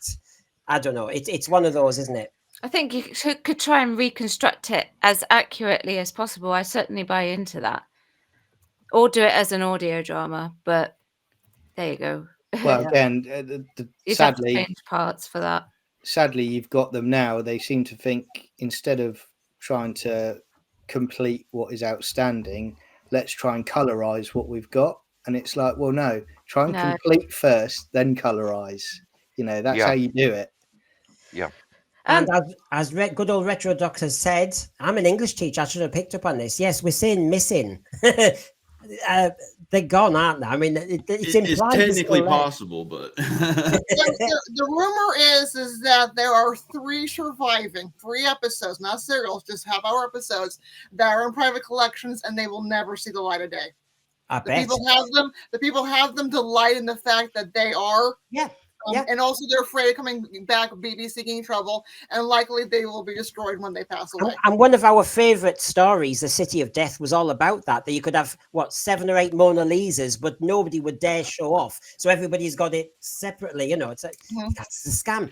Hey guys, quick funny, my wife walked in and I was listening to a Big Finish audio, and now bear in mind this lady has a huge TARDIS tattooed on her arm, right? And she looks at me and she goes, do you ever watch anything else? And I'm like, nah, man. I have to go to university to the Doctor Who University to fill in some gaps and stuff. I'm like, no, I just like it, To be fair to your channel and Culture Council, you do discuss an awful lot of other stuff other than Doctor Who, don't you? You do. Yes, a lot of offensive things that we discuss, but it's welcome for everybody, no matter who you vote for. I really don't care. Just come and get on the discussion. We might learn something from each other. And have fun. What were you going to ask me? I was going to ask you for your charge. Example. Yes. Well. He's my favorite. The unceremonious firing of Colin Baker. Oh yeah. I side with Rachel a lot because I'm pretty partial. I like the 6th Doctor too. Yeah, he is my favorite. I mean, Big Finish have really did a good job with really improving the character. Done some justice. Go on then, Rachel. You set out your argument. Where were the BBC neglectful on mismanaging of this situation? Well, I'm going to shout about it, not chat about it. No. Here we go. I have a whole list. Obviously, you know, I sent that in that email to you, and that video. Well, we've got Michael Grade, and we've got J&T, and then there's Brian Blessed, and then obviously we've got Colin. There's the audience, there's the press, there's all sorts of things that went on behind the scenes, that were just awful, and it just essentially led to Colin being the hitman for it. Would you like me to go into details? Of course, because every Doctor Who fan worth their salt. Go on, Rachel, go on. And knows the headline. Go on, go. Okay. Over the phone. As an actress as well, I think it's interesting. This, so go on. Yes. You elaborate. Okay, and I will actually talk about how this could have actually impacted Colin's career. Okay, so Michael Grade. Okay, so he was the BBC controller, and he said it was outdated, didn't he? And he also said it was violent, but I don't think personally it was any more violent than the John Pertwee era. I think it was about the same, give or take here or there. And Michael Grade allowed Colin to be fired by J&T because of the falling in ratings. He thought that justified the firing of Colin. Now, obviously, I don't know what Colin's contract said. I don't know any of that. But here's the thing. Apparently, Michael Grade was friends with Colin's ex-wife, best friends. Yep. And there were suggestions of romance. So there was a bit of a, bit saucy, apparently. Alleged. Yeah, absolutely. That's why I'm being careful there. Easier in your country than mine, and that's saying something. Yeah. And Gary Downey alleges or confirms, as some people have said, that Michael Grade apparently didn't want Colin working for the BBC and had a grudge against Colin. And also, he described Colin's performance as god-awful and utterly unlikable. So that's Michael Grade. So that's very much clearly not in the ballpark for Colin there. And of course, then you've got J&T. Now, J&T deliberately cast Colin as an opposite to what's his name? Peter Davison. Sorry, I couldn't remember his name there. He wanted to do a complete contrast because it would be similar to Tom, and it was a deliberate opposite, purposefully. I say he's more like Pat Troughton, but similar to Tom. That's what you said, but that led to putting the twin dilemma after Caves of Androzani, which was a mistake on J&T's part because of the complete contrast and also that blooming coat, which I really do want as a cosplay coat, but it's awful. And he also slightly blames his choice in costume, but he also says that Colin had a rough ride, year on, year off, year on, and then fired. And J&T, believe it or not, this is what J&T said. He had to fire Colin because he was told to by the higher-ups, but he did it on the sole proviso that he was also leaving at the same time as Colin. So he was going to be stepping down as producer, and he was scheduled to go out on Panto tour with Colin, but then was pulled back in by Michael Grade to run the Sylvester McCoy series. And here's another thing that I think people don't actually know, but Colin said that Sylvester McCoy got to actually talk about this character to the writers a lot, whereas Colin didn't get an opportunity to do that. Brian Blessed, good old Brian, loud Brian, suggested that actually Colin should have been pushed in a more definite direction by J&T, but he also praised Colin's versatility, and he actually thought that Colin was under pressure from the higher ups. Now, with the audience were an interesting one because at the time the audience blamed Colin for everything that went on, but over time, as things went on, they realized that it wasn't actually Colin that was the problem, and a lot of them have now said that the writing was the problem and things that were going on behind the scenes was the problem.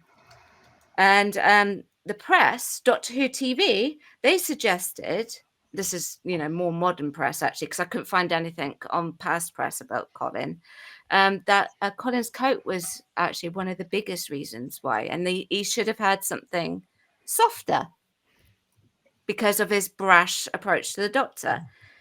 And also a negative fan reaction as well to strangling Perry in the twin dilemma.